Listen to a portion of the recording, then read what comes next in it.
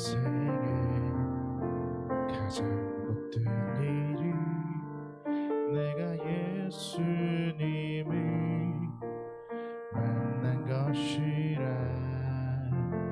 나의 평생에 가장 잘한 일이 내가 예수님을 주로 섬긴 것이라. 이 세상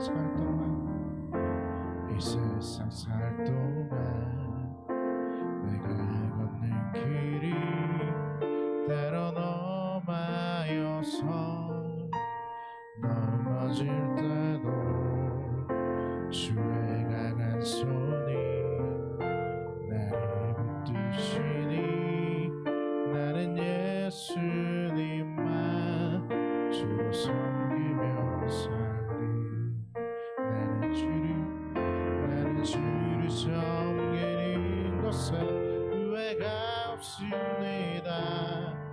내가 걸어온 모든 시간 다 주의 은혜니 내가 걸어간 모든 날도 주만 섬기며 살리. 오직 예수 이름 부르며 살아가. 우리 처음부터 고백합시다. 나의 평생에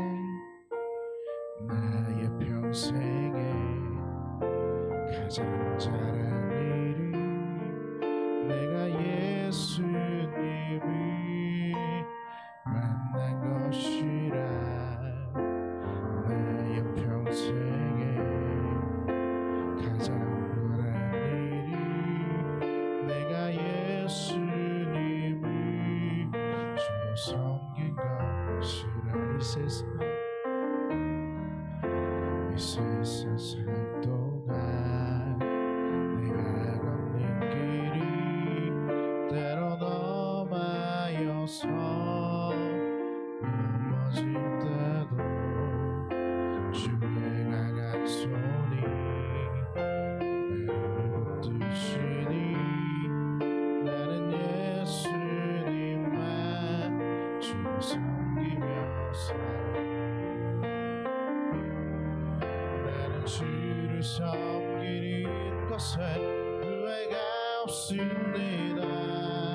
내가 걸어 모든 시간 다 주의 은혜니 내가 걸어간 모든 날도 주만 섬기며 살리. 오직 예수 이름 부르며 살아가리라. 이것이 나의 간증이요 이것이 나의 찬송일세. 나 사는 동안 끊임없이 그 주를 찬송하이것이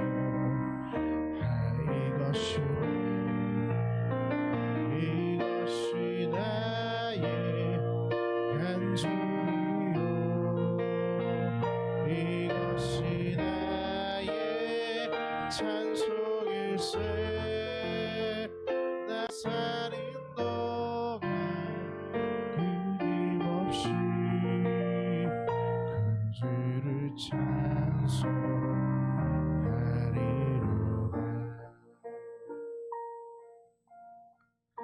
전능하신 주님, 주일을 우리에게 허락하여 주셔서 예배할 수 있도록 불러주신 은혜에 감사합니다. 하나님의 은혜로 이 시간을 여겨주시고 하나님의 은혜가 가득할 수 있도록 하나님께서 허락하여 주시옵소서. 온전히 주님을 향하고 주 앞에 나아갈 수 있는 시간이 되기를 원하오며 예수님의 이름으로 기도드립니다. 아멘. 우리 함께 찬양합시다. 그래요, 신나게.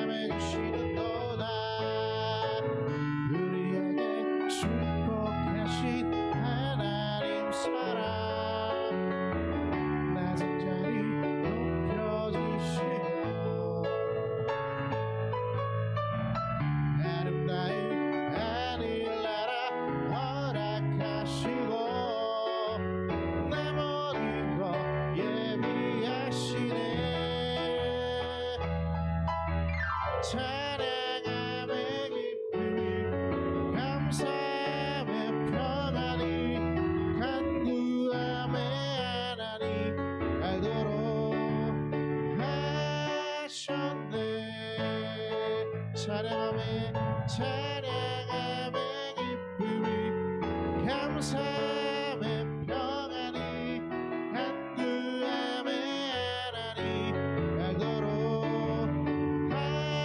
하셨네.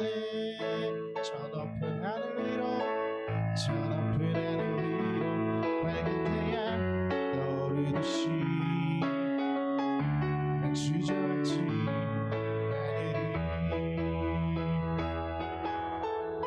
어떤 어려움에도 주의 길을 선택하리. 빛 가운데로 걸으리. 주님을 크게 보니 믿음 가지고 세상에 나타내리라. 놀라운 주의 사랑이 주의 꿈을 안고 일어나리라. 선한 능력으로 일어나리라. 이 땅의 부흥과 회복은 바로 나로부터 시작되리. 주의 꿈을 안고 일어나리라. 선한 능력으로 일어나리라. 이 땅의 부흥과 회복은 바로 나로부터 시작되리.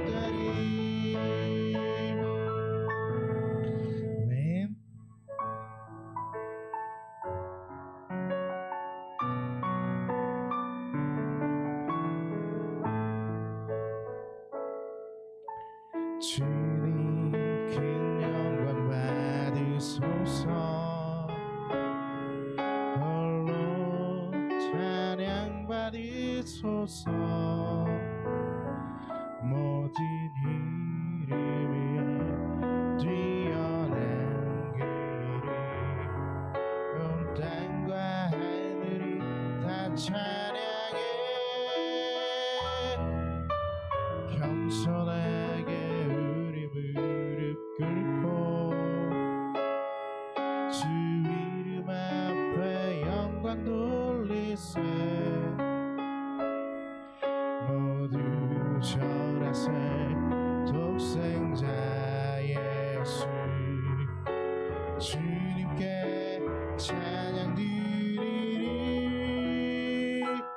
모든 영광과 존귀와 능력 받으소서. 받으소서.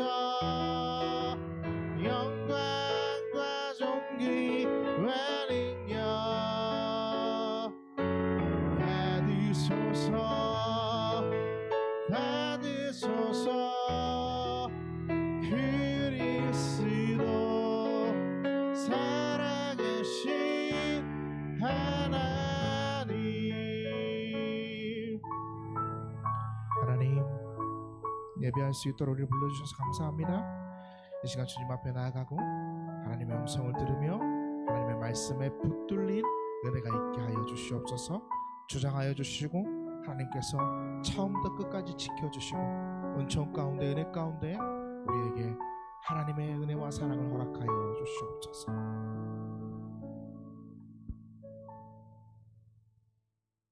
사랑의 하나님 아버지, 오늘도 이 아침 우리를 깨우시고 예배의 자리로 불러주심에 감사드립니다. 각자의 삶의 자리에서 한 주를 살아내며 쌓인 피로와 걱정들을 내려놓고 오직 하나님만 바라보며 예배하게 하소서. 주님, 우리가 입술로 드리는 찬양과 기도가 형식이 아니라 마음과 삶으로 드려지는 진실한 예배가 되게 하여 주옵소서. 우리 안에 남아있는 교만과 무관심, 하나님보다 앞세웠던 생각과 선택이 있다면 이 예배의 자리에서 정직하게 돌아보게 하시고 회개함으로 다시 주님께 한 걸음 나아가게 하여 주옵소서. 말씀을 전하시는 목사님께 성령님의 지혜와 담대함을 더하여 주시고 그 말씀을 듣는 데서 그치지 않고 우리의 생각을 바꾸고 삶의 방향을 바로잡는 시간이 되게 하여 주옵소서. 주님, 우리 주님 뜻 이룬 교회를 위해 기도합니다. 세상 속에서 말이 아니라 행동으로 주님을 드러내는 공동체가 되게 하여 주시고 각 가정에 가정을 더해 함께 예배의 자리에 나올 수 있게 용기를 더하여 주옵소서. 마음이 연약한 우리들입니다. 주님께서 위로와 회복을 주시고 새 힘을 내어 안 하던 것을 해나가는 삶이 되게 하여 주옵소서. 각자의 자리에서 정직함과 성실함으로 살아가게 하시고 어려운 결정 앞에 있는 이들에게는 사람의 지혜가 아닌 하나님의 뜻을 분별할 수 있는 마음을 주옵소서. 이 모든 예배의 시작과 끝이 하나님께 영광이 되기를 원하며 기뻐하며 올려드립니다. 우리의 삶의 주인 되시는 예수 그리스도의 이름으로 기도드립니다. 아멘.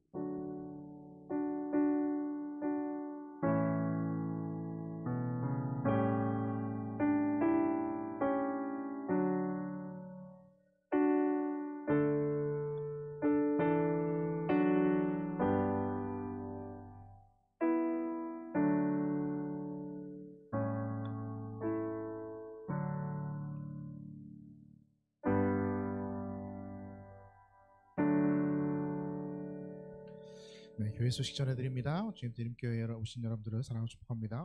상당히 친구를 데려왔는데 안녕. 교회를 다녀봤구나. 그랬지? 그래.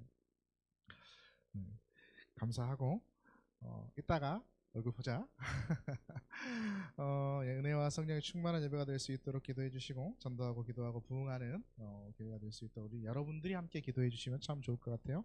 1월 우리가 이제 주제를 정해서 계속해서 설교를 해 나아가는데 새로운 시작이잖아요. 그래서 주님과 함께 시작하는 그러한 달이 될 수 있기를 간절히 소망하면서 계속 그렇게 설교를 진행하고 있습니다. 여러분 말씀을 들으면서 그렇게 다시 또 듣고 시작하고 또 듣고 시작하고 그래서 계속해서 그렇게 시작해 나가는 1월이 되기를 간절히 원하고요. 사무엘상 수요 예배로 계속해서 설교하고 있고요. 여러분들 네, 사무엘상 강해 우리 수요일 날 함께 들어주시면 참 좋겠습니다. 아무도 안 나오기 때문에 항상 혼자 있지만 어떻게 할까 많이 고민하고 있어요. 그래서 그 부분도 이따가 이야기 한번 해볼게요. 찬양팀 연습이 10시 30분 기억해 주시고 일시백 운동 우리가 기도하고 있죠. 기도하고 여러분도 기도하고 있습니까? 감사하고요. 기도하고 있어서 감사하고 기도해 주셔서 감사하고 그렇게 우리가 기도하면서 함께 준비하며 함께 기도하면 우리의 마음에 뭔가가 시작되어지는 은혜가 있게 되지 않을까라는 그래요. 또 시작해줘서 참 감사하고 그런 거예요. 우리 교회 교단의 맞추어 표를 이번에는 조금 바꿔봤죠. 용서 사랑의 시작입니다로 정했고 우리 계속해서 강조하지만 성경 읽기에 좀 동참해 주시면 얼마나 좋을까라는 그래요. 문자 보내주시면 참 좋겠습니다. 늘 강조하지만 성경 읽기에 동참해 주시면 소정의 선물을 드립니다. 뭐 큰 건 아니지만 소정의 선물 커피 쿠폰 이렇게 보내드리니까 여러분 꼭 커피도 성경도 읽고 커피도 마시고 얼마나 좋아 그쵸? 그렇게 해주면 참 좋겠고 기도자 성경 모독자 예배의원 신청받아요. 저기 옆에 보면 신청서에 야 일어나라 신청서에 꼭 자기 이름 이번 주는 우리 나혜진 자매님이 전화 왔어요. 문자 왔어요. 톡 왔어요. 제가 이번 주는 하겠습니다라고 신청해 주셨거든요. 그래서 여러분들도 조금 신청해 주시면 얼마나 좋을까라는 생각. 우리 작년에 한 번도 안 했어요. 재작년에도 한 번도 안 했으니까 이번에는 한번 하면 어떨까? 성경이라도 읽어보면 어떨까라는 생각. 네, 그지 주영아? 작년에 주영이가 희한하게 자기 기도 때 잘 빠지더라. 그래서 네 신청을 해놨고 오늘 점심 제육볶음이거든요. 맛있게 남자의 소울푸드 그지? 맛있게 나누어서 나누고 들어가시면 참 좋을 것 같고 네 다음 주에 그 27일 주간의 신년 목회 세미나 관계로 우리가 수요 예배는 어차피 안 나오지만 여러분들이 그래서 쉽니다. 여러분 확인해 주시고 인스타 유튜브 있어요. 저희 교회 인스타 유튜브 있죠. 그 누구도 안 들어오지만 조회수가 한 20회 가까이 됩니다. 그 누구도 안 들어오지만 여기에 있는 손 들어봐봐. 솔직히 들어온 친구 손 들어봐봐. 이번 주에 한번 없죠. 그래도 수요예배가 한 20회 정도 조회수가 나오고 희한하게 후배들도 듣고 막 그러더라고요. 다 목사인데 왜 그런지 모르겠어요. 하지만 여러분들 함께 한 주에 할 일 없을 때 유튜브 볼 때 교회 유튜브도 한 번씩 여기서 유튜브 안 보는 사람 손 들어봐봐. 여기서만 막 유튜브에서 보잖아요. 그러니까 여- 교회 유튜브 아니까 유튜브 안 보는 사람 없죠. 왜 근데 교회 유튜브를 한 번도 안 봐줄까? 라는 생각해보고 예. 한번 봐주시면 참 좋겠다. 내 목소리가 그렇게 듣기 싫나? 얼굴은 못 봐줄 수도 있는데 그래도 목소리는 싫어요? 예, 별로예요? 제가 좀 목소리를 변조 한번 해볼게요. 잘 자요? 뭐 이렇게. 괜찮지 않아요? 네, 알겠습니다. 다른 광고 주보를 참조해 주시면 참 감사하겠고요. 하나님께서 오늘 우리에게 허락하신 말씀은 창세기입니다. 창세기 28장 10절에서 22절까지의 말씀입니다. 창세기 28장 10절에서 22절까지의 말씀. 우리 계시되어진 하나님의 말씀은 성경은 옆에 항상 있으니까 갖다 보면 되고요. 앞에도 나와 있습니다. 그래요. 교회를 다녀봤어요. 성경을 찾는 거야. 고마워. 이런 자세 나 너무 좋아. 그렇지. 콕 직관 이고 상남이 거까지 갖다 하죠. 야 됐다. 고마워. 쌍남이 한 번도 가져온 적이 없거든. 저기서. 네. 하나님께서 우리에게 허락하신 말씀은 창세기 28장 10절에서 12절까지의 말씀이고요. 앞에도 있으니까 우리 함께 계시되어진 하나님의 말씀을 함께 봉독하도록 합니다. 야곱이 브엘세바에서 떠나 하란으로 향하여 가더니 한 곳에 이르러는 해가 진지라 거기서 유숙하려고 그곳에 한 돌을 가져다가 베개로 삼고 거기 누워 자더니 꿈에 본즉 사닥다리가 땅 위에 서 있는데 그 꼭대기가 하늘에 닿았고 또 본즉 하나님의 사자들이 그 위에서 오르락내리락하고 또 본즉 여호와께서 그 위에 서서 이르시되 나는 여호와니 너의 조부 아브라함의 하나님이요 이삭의 하나님이라. 내가 누워있는 땅을 내가 너와 내 자손에게 주리니 내 자손이 땅의 티끌같이 되어 내가 서쪽과 동쪽과 북쪽과 남쪽으로 퍼져나갈지며 땅의 모든 족속이 너와 내 자손으로 말미암아 복을 받으리라. 네, 내가 너와 함께 있어 내가 어디로 가든지 너를 지키며 너를 이끌어 내가 내게 허락한 것을 다 이루기까지 너를 떠나지 아니하리라 하신지라. 야곱이 잠에 깨어 이르되 여호와께서 과연 여기 계시거늘 내가 알지 못하였도다. 이에 두렵도다. 이곳이여 이곳은 다름 아니 하나님의 집이요 이는 하늘의 문이로다 하고 야곱이 아침 일찍이 일어나 베개로 삼았던 돌을 가져다가 기둥으로 세우고 그 위에 기름을 붓고 그곳 이름을 베델이라 하였더라. 이 성의 옛 이름은 루스더라. 네, 이르되 하나님이 나와 함께 계셔서 나를 지키시고 먹을 떡과 입으로 술 주시며 내가 평안히 아버지 집으로 돌아가게 하시오며 여호와께서 나의 하나님이 되실 것이요 내가 기둥으로 세운 이 돌이 하나님의 집이 될 것이요 하나님께서 내게 주신 모든 것의 10분의 1을 내가 반드시 하나님께 드리겠나이다 하였더라. 아멘. 감사합니다. 주님, 예배하게 하시고 드리게 하시며 고백하게 하셔서 감사합니다. 이 시간 우리가 하나님 앞에 10의 1조의 예물과 감사의 예물과 주정주일 예물과 선교의 예물로 또 우리의 목적의 예물로 주님 앞에 올려드릴 때 하나님 받으시고 들으시고 손길 기억하시고 축복하시고 채우시사 하나님의 은혜가 가득하게 하나님의 은총과 하나님의 축복이 가득하게 우리 가운데 임할 수 있도록 하나님 허락하여 주시옵소서.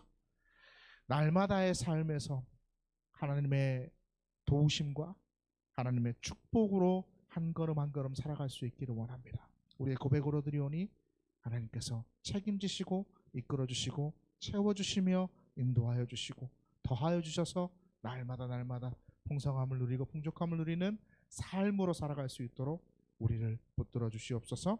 감사하며 예수님의 이름으로 기도드립니다. 아멘. 예, 혼자 넘기고 혼자 보고 혼자 막 하려면 막 한 장에 있으면 괜찮은데 여러 장이 돼 있으면 좀 힘들긴 해요. 그죠? 저희가 1인 다역을 잘 못해. 한 곳만 봐.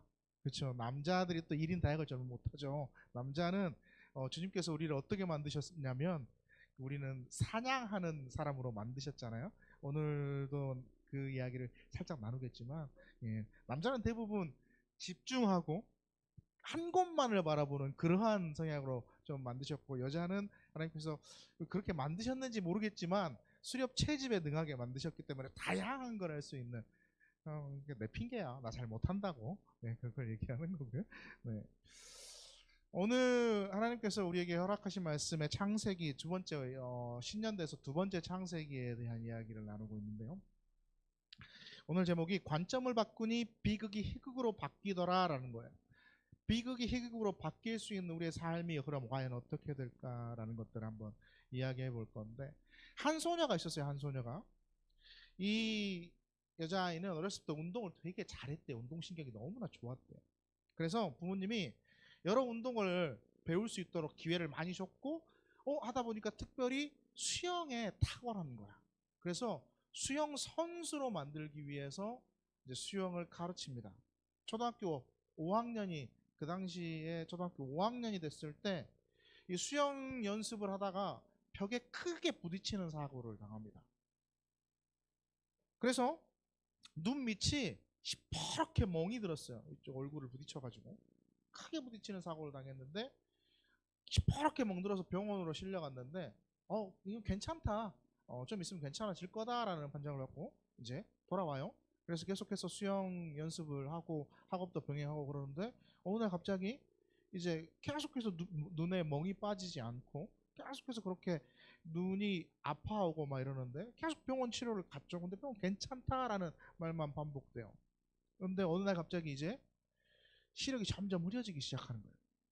저기 앞에 보이는 칠판이 안 보이는 거예요. 좀 지나니까 교과서가 보이지 않는 거예요. 더 지나니까 눈앞에 어떤 것도 분간하지 못할 정도로 시력이 흐릿해져 버렸습니다. 계속해서 병원 치료를 반복했지만 병원에서는 답을 내줄 수가 없었어요. 중2 때 완벽하게 시력을 잃게 됩니다. 이 친구는 이제 더 이상 수영을 하지 못하게 되었죠. 이런 친구가 여러분 앞에 와가지고 여러분 나 어떻게 해야 돼요? 라고 진로 상담을 한다면 여러분 뭔 말을 해주고 싶겠습니까? 뭔 말을 해줄 수 있겠습니까? 이때 당시에 시각장애인 1952년생이니까 이분이 이때 당시에 시각장애인이 할 수 있는 일이라고는 딱 두 가지밖에 없었대요. 하나는 침을 놓는 침술. 우리 영화 부엉이인가? 올빼미인가? 네, 올빼미, 부엉이 아니고 올빼미죠. 맞죠? 미안합니다. 둘이 비슷하잖아. 올빼미를 보면 대부분 그때 당시 침술은 누구였어요? 막 이렇게 맹인들이 많이 났죠. 맹인들이 많이 났고, 그 당시에는 되게 이제 우리의 몸들을, 지금은 길거리 남아가면 대부분의 사람들이 훌쩍훌쩍 다 벗고 다니니까 그랬지만, 지금이 아니라 그때 당시에 대부분 많은 것들을 가리고 다니던 시대였죠. 그래서 맹인들이 이게 침을 놓으려면 옷을 이렇게 벗어 제껴야 되니까 맹인들이 많이 했다고 해요. 그리고 한 가지의 직업은 지금도 계속해서 되고 있는 직업이죠. 뭐죠? 하나의 직업? 안마. 그렇죠. 안마사입니다. 이때 당시에는 이 이외의 다른 직업을 이 시각장애인이 가지기가 되게 힘들었어요. 근데 이 아이는 이거에 별로 침술이나 안마에 별로 관심도 없었고 거기에 재능도 없었나 봐. 그리고 하고 싶지도 않았어. 이 사람이 어떤 사람이냐면 실제 인물인데 바로 일본인이에요. 누구냐면 아사카와 지에코라는 여성입니다. 이 아사카와 지에코가 시력을 잃어버리고 학업을 포기하지 않았어요. 자기는 대학을 가고 싶었어. 그래서 대학을 나왔습니다. 대학까지 나왔는데도 앞길이 열리지 않는 거야. 취업도 할 수 없고 열리지 않았는데, 이제 어느 날 이제 앞에 고민과 진로를 고민하고 막 이러한 수업을 들으러 다니는 과정 가운데 한 수업을 듣게 돼요. 그게 어떤 수업이었냐면 1952년생이니까 이제 70년도가 됐겠죠. 어떤 수업이었냐면 컴퓨터 강의였습니다. 이 당시에 컴퓨터 여러분 기억합니까? 컴퓨터가 맨 처음에 무슨 컴퓨터가 나갔죠? 우리가 퍼스널 컴퓨터 맨 처음에 쓸 때 286, 386, 586 혹시 모르나? 여러분들이 태어나기 전이죠, 그렇죠? 그죠?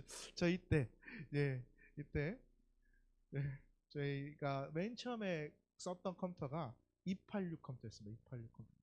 플로피 디스크라는 걸 넣고, 예, 몇 메가인 줄 알아요? 몇 메가? 플로피 디스크가 메가였어요. 메가도 아니었나? 기가 메가. 그 전이 아무튼 뭐 52바이트 뭐 32, 막 56, 32 막 이 정도 아주 소량의 문서 몇 개 넣으면 끝나는 그 정도의 그런 컴퓨터. 그 다음에 386. 이 아사카지 에코 씨가 컴퓨터를 배우기 시작합니다. 시각장애인이 어떻게 컴퓨터를 배워요? 라는 생각을 할 수 있어요. 근데 이때 또 기가 막히게 미국 스탠포드 대학에서 뭘 개발하냐면 옵타곤이라는 것을 개발해요. 옵타곤. 예, 옵타곤이라는 것을 옵타콘이라는 것을 개발을 하는데 이 기계가 이 책을 이렇게 스캔을 하면 점자로, 이게 이제 옵타콘 최신 버전인데 점자로 바꿔지는 거예요. 그래서 저 판 위에 손을 올려놓고 있으면 점자로 읽을 수 있게, 책을 읽을 수 있게, 배울 수 있게, 컴퓨터를 또 쓸 수 있게 이렇게 해주는 기계가 나온 거예요. 엄청난 훈련이 필요하대요. 왜냐하면 이걸 익혀서 컴퓨터를 사용하려니까 엄청난 훈련이 필요하대요. 또 익숙해져 가지고 사용해도 속도가 겁나 느리답니다. 근데 이 아사카와 지에코가 포기하지 않아요. 이 그녀는 포기하지 않고 열심히 노력해서 익히고 쓰고 노력하고, 또 그래서 활용하고 해서 IBM이라는 회사, 여러분 혹시 아세요? IBM이라는 회사에 인턴으로 입사를 하게 돼요. 인턴으로 입사를 해서 미국에 있는 IBM이 아니고 도쿄 지사에 있는 IBM이라는 회사에 입사를 하게 되고, 인턴으로 입사를 했는데 1년 동안 열심히 일하다 보니까 사람들이 그 아사카와 지에코의 능력을 인정해 준 거예요. 그래서 정직원으로 1년 후에 정직원으로 이제 발탁이 되게 됩니다. 이 아사카 지에코가 개발한 게 뭐냐면 문자를 음성으로 변환시켜주는 그러한 거를 개발을 해요. 이 당시에 웹 활동이 되게 유행했잖아요. 근데 문자를 음성으로 변환시켜주는 것을 개발한 이유가 뭐냐면 시각장애인들은 문자를 볼 수가 없잖아. 그러니까 음성을 듣고 그걸 확인할 수 있도록 문자를 음성으로 변환시켜주는. 그러니까 시각장애인만 쓰는 게 아니라 이 고령층의 사람들도 이게 되게 사용하기 편해지는 거예요. 왜냐하면 저도 요즘 노안이 와서 그런데 요즘 글씨 어떻게 봅니까? 이렇게 보잖아요. 이렇게, 그래 작은 글씨는 이렇게 보잖아요. 안 보이는 거야. 근데 음성으로 변환시켜 주니까 고령층의 어른들도 이 기능을 사용하고 그래서 엄청나게 화제가 되었죠. 지금이야 아무것도 아니죠. 지금이야 핸드폰 놔두면 이렇게 부르잖아요. 아리야, 쉬리야 막 부르잖아. 누가 빅스비, 하이 빅스비 막 이렇게 부르잖아. 그럼 지가 대답 다 해주고 지가 실행 다 해주고. 요즘은 자동차도 그렇습니다. 자동차도 버튼 하나 누르고 2열 열선 시트 켜줘 그러면 켜줘. 그렇게 요즘 그러지 않아요? 요즘은 자동차도 그래요. 그런 시대예요. 근데 이 당시에는 되게 획기적이었다고. 이후에도 이 아사카 지에코는 여러 가지의 업적들이 있어요. 여러 가지의 개발에 참여했고, 이제 2009년에 IBM의 최상위 직급인 펠로우라는 직급까지 얻게 돼요. 되게 노력했죠. 자, 지금 이 아사카 지에코가 뭘 만들까요? 뭘 만들고 있는 것 같아요? 캐리어를 만들고 있어요. 캐리어. 응? 뜬금없이 캐리어? 근데 캐리어가 어떤 캐리어냐면 내비게이션 역할을 해주는 캐리어. 지형 지물을, 앞에 돌이 있습니다, 앞에 막혀 있습니다, 앞에 뭐가 있습니다라는 지형 지물을 알려주는 캐리어를 개발을 해요. 지금 개발 중이에요. 세계가 주목하고 있고요. 그런 캐리어가 개발되면 어떻게 되겠어요? 시각장애인은 물론 이 누구의 도움이 필요 없이 혼자서 그 캐리어만 있으면 이동할 수 있고 이제 여행도 다닐 수 있고 그렇게 되는 시대가 되겠죠. 이 아사카 제코가 대부분의 시각장애인들이 걸었던 침술사나 안마사의 그런 길을 걸었다면 과연 그의 인생은 어떻게 됐을까? 아사카 지에코가 컴퓨터 수업을 그 당시에 뜬금없이 갑자기 듣지 않았다면 삶이 어떻게 바뀌었을까? 그때 하나의 선택이, 그때 하나의 시도가 그의 인생에서 되게 큰 역할을 한 거죠. 그리고 삶을 변화시킬 수 있게 되었고 지금 현 위치에 그녀를 놓게 해 놨죠. 아마 누군가는 이런 생각을 할 수도 있어요. 시대를 잘 만났네. 그때 당시 한참 컴퓨터가 이제 막 핫해졌고, 그쵸? 웹 서핑, 웹 바다, www. 막 이런 건 월드 와이드 웹, 이게 이제 막 우리들에게 보급되어서 관심이 많아졌을 때 적절한 시기에 적절한 때 잘 배웠고 잘 써먹었고 운이 좋았다라고 이야기할 수 있을 겁니다. 그럴 수 있어요, 물론. 근데 우리가 아사카와 지에코에게 볼 수 있는 건 뭐냐면 그럼에도 불구하고 그녀는 자기 앞에 놓인 시련 때문에 자기의 가는 길을 포기하지 않았다는 거예요. 아사카와 지에코가 대학에 입학했다 그랬잖아요. 그 당시에 대부분의 사람들은 먹고 살기 위해 뭐 했어요? 기술을 배웠어요. 침술이나 안마술의 기술을 배웠다고요. 근데 대학에 입학해요. 대부분의 사람들이 그 길로 갈 때 그는 다른 길을 선택했고 나는 이걸 하고 싶어라고 대학에 갔는데 뭘 하고 싶었냐면 통역과 번역을 하는 사람이 되고 싶었어. 눈이 없어도 할 수 있잖아요. 귀로 듣고 알려주면 되니까. 통역과 번역을 하고 싶었는데 귀로만 듣는 거에 한계가 있죠. 그리고 그 당시에 기술이 이 시각장애인이 통역과 번역을 하기에는 되게 힘들었다고요. 그래서 그 꿈이 꺾여요.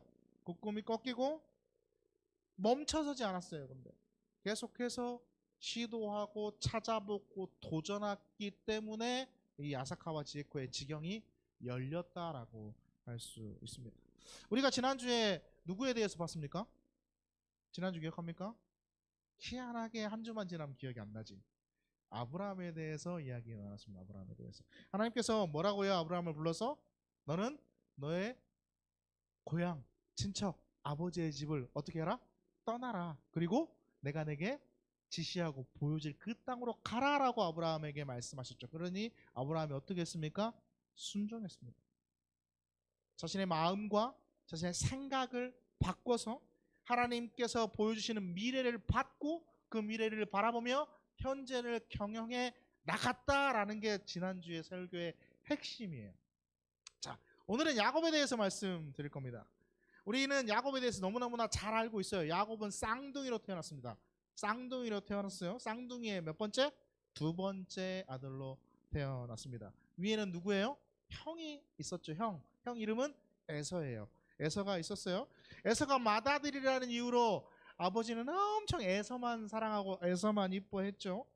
에서는 밖에서 사냥하기를 즐겨하는 아주 남자다운 아주 멋진 아주 몸도 좋고 아무튼 우리가 외향적으로 보면 되게 건장하고 멋있는 그러한 남자, 약간 테토남 스타일의 남자였어요. 그렇죠? 예? 둘째 야곱은 그러면 테토남이 아니면 어떤 남자였어요? 애견남이었잖아요. 애견남. 그렇죠? 요즘 유행하는 말이라고 해서 한번 써봤어요. 애견남이었어요. 남자답지 못했어요. 집에 있기를 좋아하고 형처럼 뭐 사냥하고 이런 거보다는 꼼지락꼼지락 뭐 만들기 좋아하고 엄마랑 되게 친하게 좋아하고. 창세기 25장 27절에서 28절은 그러한 에서와 야곱을 이렇게 표현합니다. 함께 봅니다. 시작. 에서는 익숙한 사냥꾼이었으므로 들사람이 되고 야곱은 조용한 사람이었으므로 장막에 거주하니 이삭은 에서가 사냥오기를 좋아하므로 그를 사랑하고 리브가는 야곱을 사랑하였더라. 아멘. 에서는 아빠의 사랑을 듬뿍 받아요. 야곱은 엄마의 사랑을 듬뿍 받아요. 괜찮은 것 같아. 그렇죠? 엄마 사랑 받고 아빠 사랑 받으면 뭐가 문제야? 지금에는 그렇게 이야기할 수 있습니다. 하지만 그 당시의 시대상에서는 아빠의 권력은 누구 중심이었어요? 아빠 중심이었어요. 가장의 중심이었어요. 그래서 아빠의 권력, 이 모든 것들이 누구에게 집중돼 있다? 에서에게만 집중돼 있다. 아버지의 사랑, 아버지의 관심이 뭘 뜻합니까? 이 당시에 아버지의 사랑과 아버지의 관심을 뭘 뜻하냐면 미래를 뜻해요. 미래. 에서는 미래가 앞날이 창창해. 왜?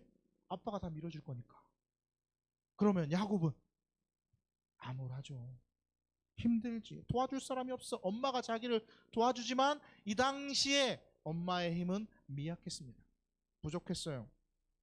아버지가 밀어주면 아빠가 나와 함께 해주면 자기도 뭔가 미래를 꿈꿔보고 뭔가 미래를 계획해보고 그렇게 할 텐데 하필 보이질 않아. 왜? 아빠는 날 봐주지 않거든. 그런 측면에서 야곱이 되게 그런 거에 그러한 좌절에 시달렸던 것으로 보여요. 뭘 보면 알 수 있냐면 사건 하나가 생기죠. 형과의 사건. 무슨 사건? 팥죽 사건. 장자권에 대한 사건을 보면 알 수 있어요. 에서가 사냥을 하고 집으로 돌아옵니다.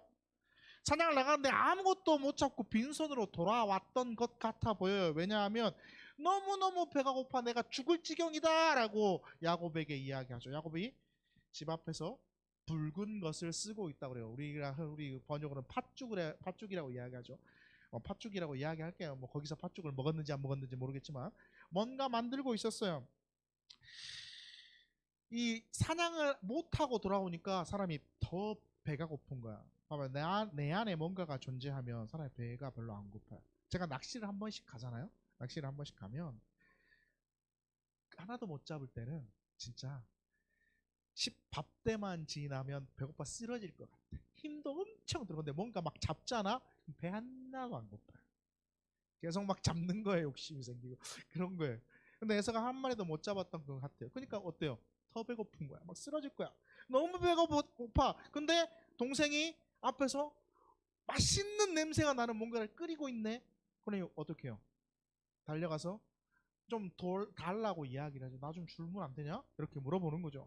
전라도 사투리를 쓰지 않았겠지만 이렇게 나 좀 주면 안 되냐? 이렇게 물어봤을 거 아니에요. 창세기 25장 30절에서 31절 이렇게 기록되어 있죠. 함께 봅니다. 야곱에게 이르되 내가 피곤하니 그 붉은 것을 내게 먹게 하라 하지라. 그러므로 에서의 별명이 에돔이더라. 야곱이 이르되 형의 장자의 명분은 오늘 내게 팔라. 야곱이 그러니까 뭐라 그래요? 형 그러면 내가 이거 줄라니까 뭐죠?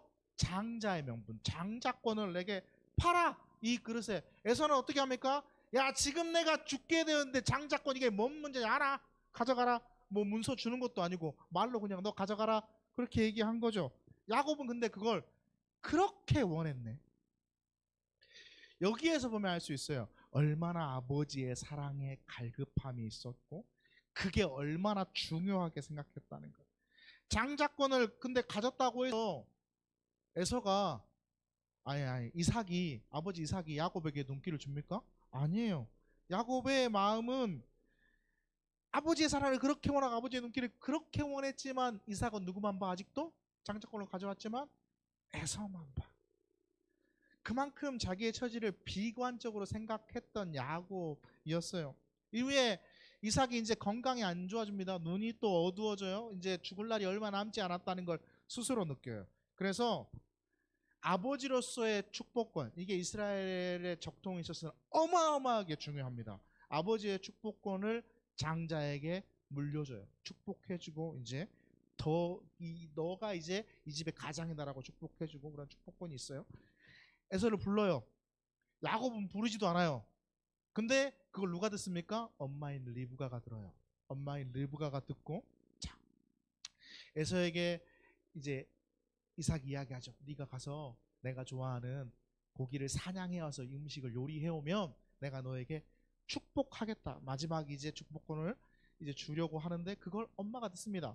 엄마가 듣고 야곱을 불러서 엄마가 뭐라고 합니까? 리브가가 이렇게 이야기하죠. 27장 8절에서 10절입니다. 시작. 그런즉 내 아들아 내 말을 따라 명하는 대로 염소떼에 가서 거기서 좋은 염소 새끼 2마리를 내게로 가져오며 내가 그것으로 내 아버지를 위하여 그가 즐기시는 별미를 만들리니 그가 죽기 전에 내게 축복하기 위하여 잡수시게 하라. 아멘. 엄마가 이렇게 야곱을 불러다가 얘기죠. 네가 염소 잡아오면 그걸로 맛있는 거 만들어. 아빠가 좋아하는 아빠가 좋아하는 지금으로 말하면 우리 남자의 소울푸드처럼 제육볶음을 만들어 줄 테니까 그러면 네가 그걸 딱 가져가 가지고 이삭인 척하고 아니 에서인 척하고 몸에 염소 털도 붙이고 막 해갖고 목소리도 좀 바꿔가지고 에서인 척하고 네가 축복 받아라 이렇게 엄마가 이야기해요. 이게 엄마의 말이에요. 엄마의 마음이었고 어때요? 엄마들 여성들 어때요? 어떤 것 같아요? 애견 같아요. 비윤리적이고 비도덕적인 것 같지 않아요? 근데 엄마의 마음으로 보면 이게 뭐냐면 엄마의 마음. 우리가 객관적 또 이성적으로 보면 저건 비윤리적이고 비도덕적 아니야? 저건 거짓말이고 속이는 거잖아 라고 생각할 수 있는데 이 당시에 엄마의 마음으로 보면 엄마는 충분히 그럴 수 있었을 거라고 생각해요. 왜요? 사랑하니까. 그리고 엄마가 해줄 수 있는 게 이거밖에 없으니까. 이 당시에 엄마는 힘이 없어요. 이 당시에 엄마는 연약해요. 내가 해줄 수 있는 거라곤 아빠를 설득할 수도 없고 또 장자인 형도 설득할 수가 없으니까 내가 해줄 수 있는 거라면 이거밖에 없네. 이거라도 해줄까라고 하는 게 리브가의 마음이었어요. 공감되지 않아요? 나쁜 일이지만 공감은 돼. 그죠? 근데 엄마가 그렇게 얘기했을 때 야곱이 뭐라 했을까? 좀 흥미롭지 않아요? 야곱이 뭐라 그랬습니까? 27장 11절에서 20절에 이렇게 이야기합니다. 시작. 야곱이 그 어머니 리브가에 이르되 에서에는 털이 많은 사람이요 나는 매끈매끈한 사람. 매끈매끈하다 하지. 그죠? 22절 아버지께서 나를 만나실 때 내가 아버지의 눈에 속이는 자로 보일지라 복음 고사하고 저주를 받을까 하시니라. 아멘. 복음 고사하고 저주 받을 것 같은데요 라고 이야기하죠. 왜? 형은 털이 많은 사람이에요. 자기는 어떤 사람? 매끈매끈하다 하는 사람이에요. 그치? 그치? 당시에 우리가 사실 도덕적이고 윤리적인 대답을 기대하려면 이런 대답을 기대해야지. 어머니, 이건 아닌 것 같습니다. 어머니, 아무리 그렇다고 어떻게 아버지를 속입니까? 아니, 하나님이 보고 계신데 어떻게 우리가 이럴 수 있습니까? 어머니, 제가 다른 방법을 생각해 보겠습니다. 이렇게 이야기하는 게 도덕적인 것 같지 않아요. 근데 야곱이 뭐라 그럽니까? 복음고사하고 저주받을 들키면 어떡해요? 들키면 뒤지는 건데 이렇게 이야기하는 거야. 나도 축복받고 싶어요. 저도 받고 싶은데 들키면 어떡해요? 라는 게 깔려 있잖아. 기본적인 마음이 축복받고 싶어. 그거 안 하고 싶은 게 아니라 들키면 어떡할까라는 그런 염려만 깔려 있는 거예요. 그래서 털을 붙이고 야곱이 들어가요. 목소리 변조도 조금 해보고 아빠 저 왔어요 하면서 목소리 변조 좀 해가지고 무슨 포인트였어? 나 많이 놓쳤어. 예. 이삭에게 야곱이 축복을 받죠. 자, 축복을 받고 축복을 가지고 옵니다. 근데 이 상황이 야곱에게 좋은 결과로 다가왔으면 참 괜찮았을지 모르겠는데 이것 때문에 야곱이 더 큰 고초를 겪게 되죠. 어떤 고초를 겪습니까? 이 사실을 에서가 나중에 알고 에서가 어떤 마음을 품어요? 내가 저 새끼 죽여버릴 거야 라는 마음을 품어요. 그게 27장 41절에 나옵니다. 함께 보면 시작. 그의 아버지가 야곱에게 축복한 그 축복으로 말미암아 에서가 야곱을 미워하여 심중에 이르기를 아버지를 곡할 때가 갖고 왔은즉 내가 내 아우 야곱을 죽이리라 하였더니 아멘. 에서가 뭐라고 생각해요? 내가 지식기를 죽여버릴 거야. 언제? 아빠가 곧 있으면 돌아가실 것 같으니까 아빠 돌아가시면 내가 저 새끼 죽여버릴 거야 라고. 연기를 이렇게 잘한다. 그치? 이 사실을 알고 야곱이 어떻게 합니까? 야반도주합니다. 야반도주. 이 야반도주를 하죠. 이 야반도주를 한다는 걸 그 당시 시대상으로 되게 어떤 상황이에요? 위험한 상황이에요. 이 당시에 뭐가 없었다고? 공권력이 없는 시대예요. 밤에 홀로 돌아다니기 무서운 시대. 여러분 공권력 없는 나라에 혼자 여행 가는 거 진짜 위험한 짓인 줄 알죠, 여러분. 특별히 지금 시대에도 그런데 그때 당시 시대에는 얼마나 위험했을까? 또 그때 당시에 들짐승이 또 얼마나 많았습니까? 얼마나 위험했을까요? 도둑을 만나도 죽고 짐승을 만나도 죽고 무슨 일이 벌어질지도 모르고 지켜줄 사람도 없고 야반도주를 하는데 그래도 엄마가 야반도주를 하지만 목적지를 정해줘요. 어디로 정해줘요? 삼촌 집으로, 엄마의 오빠 집으로, 하란으로 보냅니다. 근데 얼마나 두렵겠어요? 얼마나 무섭겠어요? 야반도주 한다고 생각하면서 길을 떠나는데 얼마나 두렵겠냐고. 야곱이 가본 적이 있는 땅인가요? 없어요. 목적지는 정해졌지만 얼마나 무섭겠어요? 얼마나 두렵겠어요? 그리고 삼촌이 반겨줄지도 모르고 또 그 상황이 어떻게 될지도 모르는 그 두려움 안고 도망을 가죠.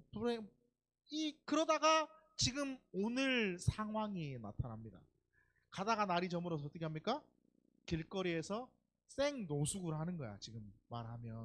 지금으로 말하면 신문지 몇 장 깔고 돌 하나 받치고 이렇게 자는 거야.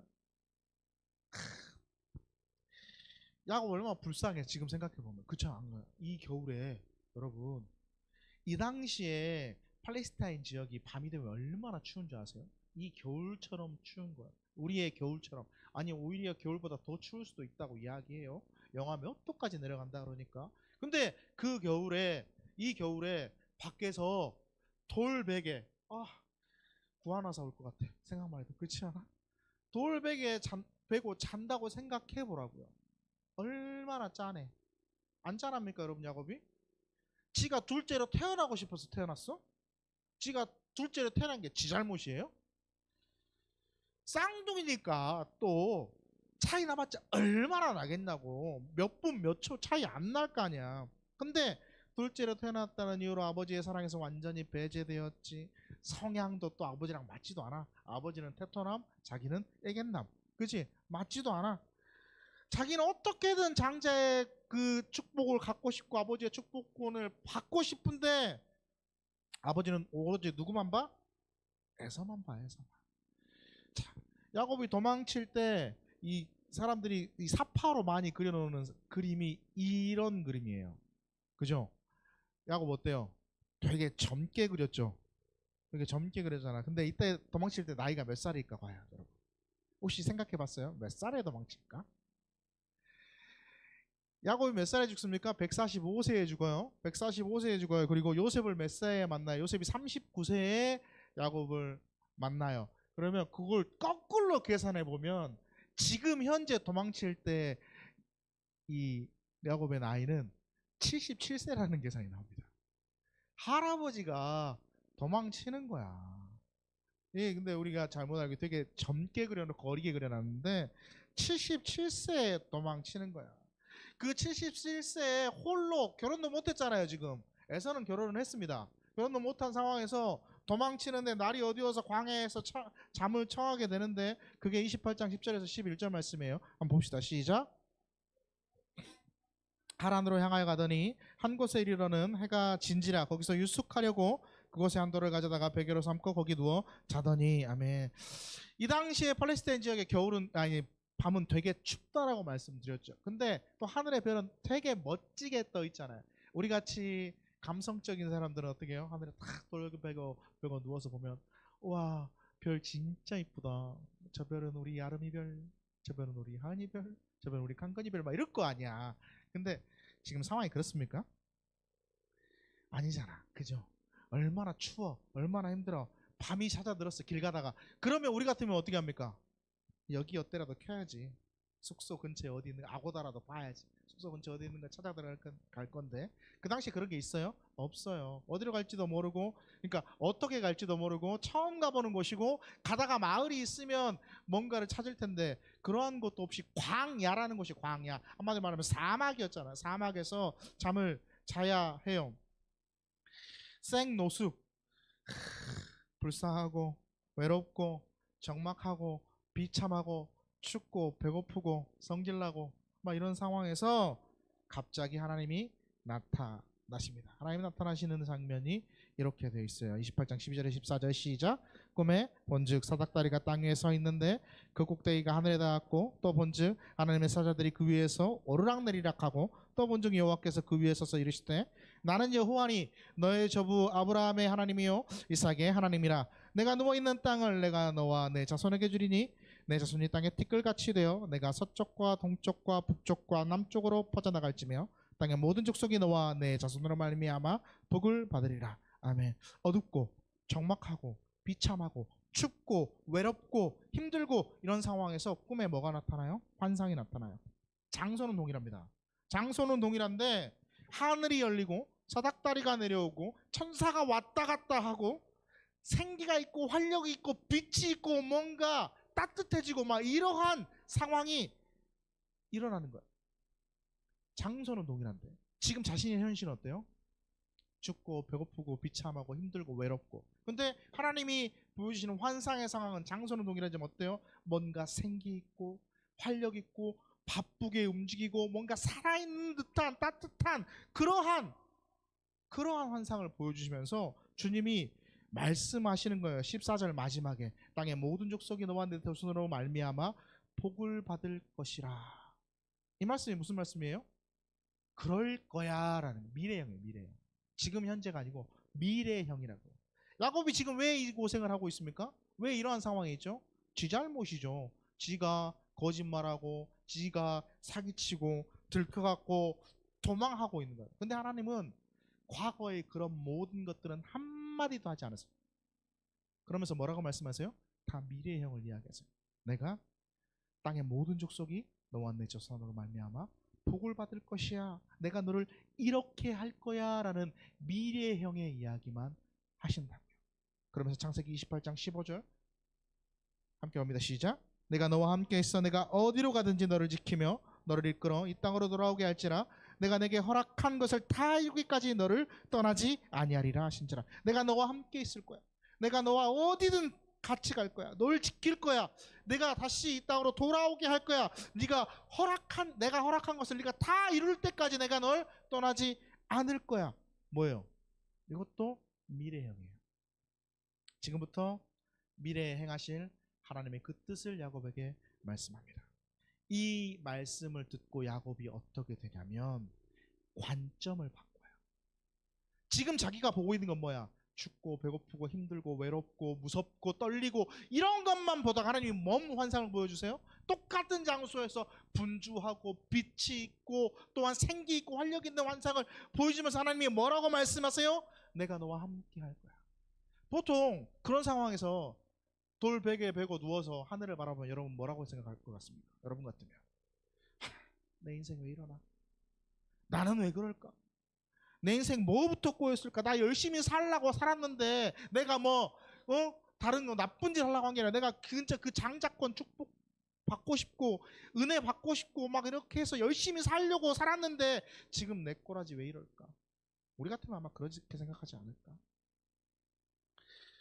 근데 하나님이 환상을 보여주면서 관점을 바꾸게 만들어요. 현실, 과거를 바라보게 하는 게 아니라 앞으로 일어날 일들을 바라보게 야곱의 시선을 변화시켜주죠. 내가 너와 함께 할 거고 내가 이 땅을 너에게 줄 거고 너에게 많은 자손을 줄 거고 네가 다 이룰 때까지 내가 널 떠나지 않을 거야. 하나님이 계속 미래를 보여주고 계시죠. 과거를 하지만 묵인하는 건 아니에요. 과거를 묵인하지 않았죠. 왜요? 삼촌집을 가면 라반을 만나잖아요. 삼촌을 만나는데 삼촌은 더한 사기꾼이야. 그렇지 않아요? 첫눈에 반한 라헬이 그래? 그럼 열심히 해. 그럼 내가 너에게 내 딸을 줄게 했는데 내 아로 바꿔치기에 품삯 준다 그랬는데 주지도 않아. 20년 동안 개 생고생을 하잖아. 그렇게 하고 20년 만에 하나님이 또 은혜를 주시잖아요. 엄청난 부자가 되게 하셔서 삼촌집에서 나오게 하시는 그러한 일들을 겪지만 그 20년의 기간이 과거에 대한 반성의 시간이 되었죠. 자, 하나님이 그 환상을 지금 상황에서 광야에 누워서 돌베개 베고 누워있는 그 상황에서 환상을 보여주시는 이유가 뭐냐라는 거예요. 이유가 관점을 바꾸기 위함이죠. 과거에 매여 있었던 그의 태도와 모습을 바꿔서 하나님이 뭘 보게 하신다? 미래를 바라보게 하신다. 현재 지금 내 찌들어 있는 삶과 어려움만을 바라보게 하는 게 아니라 내가 너와 함께해서 그렇게 이루어갈 미래를 하나님이 바라보게 해 주시는 거죠. 그 이후로 야곱이 관점이 완전히 바뀌어요. 28장 16절부터 이렇게 고백하죠. 시작. 야곱이 잠이 깨어서 이르되 여기 계시거늘 내가 알지 못하였도다. 이에 두려워하여 이르되 두렵도다 이곳이여 이것은 다름 아닌 하나님의 집이요 이는 하늘의 문이로도 하고 야곱이 아침에 일찍 일어나 베개로 삼았던 돌을 가져다가 기둥으로 세우고 그 위에 기름을 붓고 곧 이름을 페델이라 하였더라. 아멘. 뭐라고 고백해요? 하나님이 나와 함께 계셨는데 내가 몰랐구나. 여기는 하나님의 집이 맞구나. 하나님이 지금 나와 함께 하시는 게 맞구나. 내가 지금 봤네. 지금 확신이 되었네. 그러면서 뭘로 바꿔요? 그곳 이름을 베델로 바꿔요. 하나님의 집, 하나님이 나와 함께 하시는 것. 그리고 그가 하나님 앞에 기도합니다. 그의 시각이 고백하는 그 기도가 과거에서 미래로 바뀌었다는 걸 우리는 그 기도에서 볼 수 있습니다. 28장 20절에서 20절에서 22절 시작. 내가 가는 이 길에서 나를 지키시고 먹을 떡과 입을 옷을 주시어 내가 평안히 아버지 집으로 돌아가게 하시오면 여호와께서 나의 하나님이 되실 것이요 내가 기둥으로 세운 이 돌이 하나님의 집이 될 것이요 하나님께서 내게 주신 모든 것에서 10분의 1을 내가 반드시 하나님께 드리겠나이다 하였더라. 아멘. 야곱이 이제 뭔 얘기를 해요? 앞으로의 미래의 일들을 스스로 말하기 시작해요. 지금 나는 왜 이럴까, 내 꼬라지는 왜 그럴까라고 이야기하는 게 아니라 하나님께서 나와 함께 하시며 일어나는 일들에 대한 일들을 본인의 입으로 스스로 말하기를 시작한 거라고. 하나님의 말씀을 받아들여서 과거의 눈을 돌려서 거기에 매여 있는 게 아니라 미래를 꿈꾸기 시작하고, 미래를 소망하기 시작하고, 하나님의 역사를 바라보기 시작하고, 미래를 향하여 나아가려고 자신의 관점을 바꾸기 시작하는 거예요. 그렇게 되니까 어떻게 돼요? 미래를 향하게 되니까 현재가 바뀌기 시작하는 거예요. 현재에 생기가 생기고 활력이 생기게 되는 거예요. 나는 왜 이럴까? 지금 밤은 왜 이렇게 춥냐? 베개는 그냥 하나 갖고 올 걸, 애착베개라도 갖고 올 걸, 그런 말 하는 게 아니라 현재 생기가 생기기 시작하면서 미래를 바라보고 그렇게 나아가는 거예요. 마무리를 지어볼까요? 2026년 벌써 18일이라는 시간이 지났습니다. 우리의 시선은 어디를 향하고 있습니까? 18일밖에 지나지 않았는데 여러분 18일을 어떻게 보내셨습니까? 18일을 보내는 그 속도로 우리의 1년은 지나가고 있죠. 그렇죠? 이렇게 20번만 지나면 우리 뭐 해야 돼요? 2027년 이야기예요. 그러니까 여러분의 18밤에 그 시간들을 한번 돌아보시면서 지금 내가 바꾸고 있나를 생각해 봐야 돼요. 2026년이 시작됐는데요, 내 상황은 그대로죠. 내 환경은 그대로고요. 나에게 있는 어려움과 고난은 그대로 있고요. 나의 모습들은 변하지 않았고요. 고민이 해결도 안 됐고요. 고난은 그대로 있는데, 그렇지만 우리는 뭘 바라봐야 됩니까? 하나님의 하실 일을 바라볼 수 있어야 된다는 거예요. 관점을 바꿔야 돼요. 이 어려움 가운데, 이 환경 가운데, 이 문제 가운데 함께 하실 하나님이 나에게 어떻게 역사하시는지를, 어려움에서 주님을 더 깊이 만날 수 있는 관점이 우리 가운데 돼요. 그러면 주님의 은혜를, 주님의 함께 하심을, 주님의 임재를 우리가 더 바라볼 수 있는 그런 모습들이 됩니다. 우리의 관점이 어디에 있느냐에 따라서 뭐가 바뀔까요? 결과가 바뀌어요. 미래가 바뀌어요. 야곱이 왜 하나님의 축복을 받았습니까? 야곱은 봤거든요. 하나님께서 그에게 행하실 미래, 하나님께서 그에게 약속하신 약속을 받습니다. 그리고 현재 어려움만을 바라보면서 좌절하고 있는 게 아니라 주님께서 행하신 그 미래를 바라보면서 달려나갔어요. 시도했어요. 변화시켰어요. 우리의 모습이 그런 모습이 되어야 되지 않겠습니까? 우리의 삶이 그러한 삶이 되어야 되지 않겠습니까? 우리의 2026년이 그러한 모습으로 나아가는 해가 되어야 되지 않겠습니까? 우리에게 약속이 있잖아요. 하나님의 약속이. 여러분에게 주어진 하나님의 약속 분명히 있을 겁니다. 여러분 그 약속들을 분명히 들었을 것이고 보았을 것이고 하나님께서 분명히 말씀해 주셨을 겁니다. 그 미래의 약속을 바라보면서 하나님께 나아가십시오. 주님이 우리를 회복시켜 주실 것이고 건져 주실 것이고 지금의 어려움과 함께 해 주실 것이고 하나님의 뜻을 세우고 이끄는 도구로 우리를 사용해 주실 것이고 우리의 미래를 하나님께서 만들어 주실 거예요. 사랑하는 주님 교회 성도 여러분, 2026년 하나님께서 주시는 미래를 바라보면서 살아가십시오. 그러면 2026년은 힘들고 외롭고 춥고 어려웠던 해가 아니라 하나님께서 나와 함께 하시며 미래를 경영해 주셨던 해로 살아갈 수 있을 것입니다. 그런 은혜가 우리 가운데 다 있기를 간절히 소망합니다. 기도합시다. 감사합니다. 주님, 함께 경영하며 나아갈 수 있는 우리의 은혜가 있게 하여 주시옵소서. 주님을 바라보고 주님을 생각하며 주님과 함께하며 2026년 주님께서 보여주시는 삶으로 살아갈 수 있기를 원합니다. 먼저는 주님을 바라보게 하시고 그 주님과 함께할 수 있는 우리의 미래가 되게 도와주시옵소서. 감사하며 예수님의 이름으로 기도드립니다. 아멘. 우리 다 같이 일어납시다. 다 같이 일어나서 우리 함께 찬양합시다.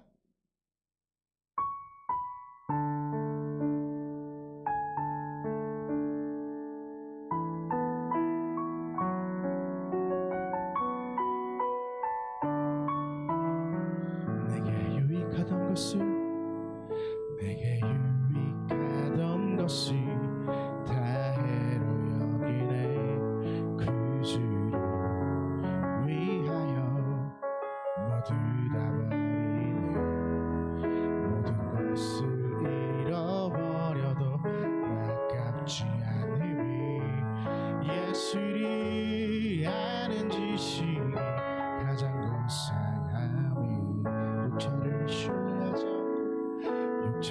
신뢰하지 않고 겸손한 마음으로 구하리 능력과 권한을 참여하며 그 죽으심을 본받아 그리스도를 얻고 예수의 안에서 발견되려 함이라.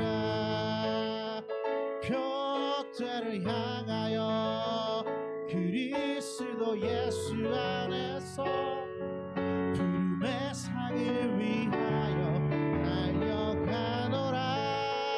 이전에 있는 것을 모두 잊어버리고 앞에 계신 그리스도께로 달려가. 표대를 향하여 표대를 향하여 그리스도 예수 안에서 부름의 상을 위하여 달려가노라.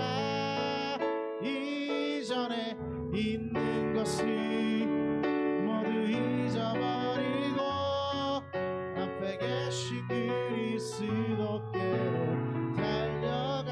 표대를 향하여 표대를 향하여 그리스도 예수 안에서 부름의 상을 위하여 달려가노라.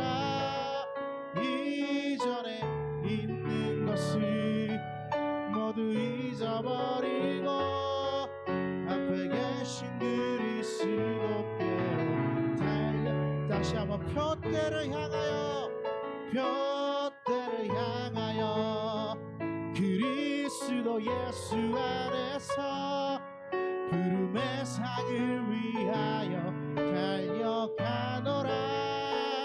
이전에 있는 것을 모두 잊어버리고 앞에 계신 그리스도께로 달려가노라. 한 손은 머리 위에, 한 손은 연약한 곳에 주의 권능을 의지하며 이 시간 함께 기도합니다. 하나님의 권능과 함께 역사되어질 하나님의 은혜를 기대하며 우리 시간 함께 기도합니다. 전능하신 주님, 여호와 라파의 하나님, 치료와 권능의 하나님, 이 시간 우리가 얹은 손 위에 함께 손 얹어 주시고 하나님의 만지심과 하나님의 빛으로 우리를 회복하여 주시옵소서. 주의 빛이 우리에게 임하기를 원하고 주의 권능이 우리에게 임하기를 원합니다. 하나님, 그 권능의 손으로 우리를 만져주시고 우리가 과거에 얽매여 있고 과거만 바라보고 있다면 앞으로 바라볼 미래를 하나님 확신하며 그렇게 주님과 함께 걸어나갈 수 있는 2026년이 되게 하여 주시옵소서. 하나님께서 우리를 붙드시고 우리를 이끄실 줄 믿습니다.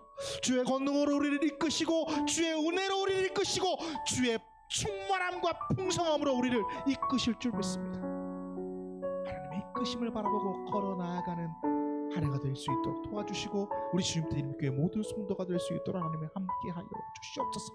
연약하고 힘들고 아프고 외롭고 병든 곳이 있다면 주님 그곳에 손 얹어 싸우니 하나님의 은혜로 하나님의 빛으로 하나님의 만지심으로 깨끗게 하여 주시고 회복해 하여 주시며 주 앞에 간구하고 주 앞에 기도하며 나아가는 모든 것들 가운데 하나님 응답하여 주시사 하나님의 은총으로 주님과 함께 걸어나가는 우리의 역사가 있게 하여 주시옵소서. 주께서 함께 하실 줄 믿고 회복하시고 치유하시고 책임지실 줄 믿고 살아계신 예수님의 이름으로 기도드립니다. 아멘. 지금은 우리 구주 예수 그리스도의 은혜와 하나님의 사랑하심과 성령님의 교통하심이 여기 있는 우리 모두 위에 이제부터 영원토록 함께 하시기를 간절히 축원하옵나이다. 아멘.